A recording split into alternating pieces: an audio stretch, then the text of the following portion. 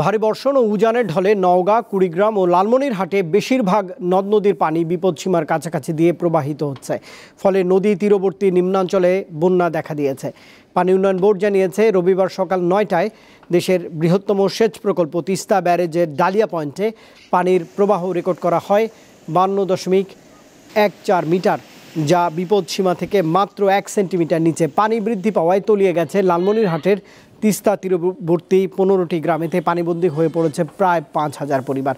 এছাড়া প্রায় 3,000 হেক্টর ফসলি জমি পানির নিচে তলিয়ে গেছে। কুড়িগ্রামেও তলিয়ে গেছে কয়েকটি চরাঞ্চলের ঘরবাড়ি।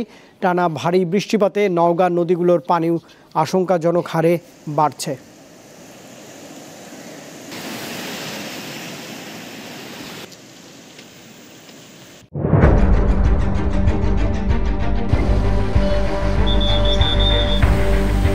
পুরো ঘরে আমার মালামাল সহ একবারে চাপা দিয়ে লইয়া পুড়ে গেছে। এটা মুখে বললে যাবে না যে রাস্তা কতটুকু যে ভাঙছে। 200 বছর আগের ঐতিহ্য মাটির ঘর ছিল, ওই মাটির ঘরগুলো একবারে ভাঙ্গা নিচে পড়ে গেছে। মানুষের তো অসহায়, করার কিছু নাই।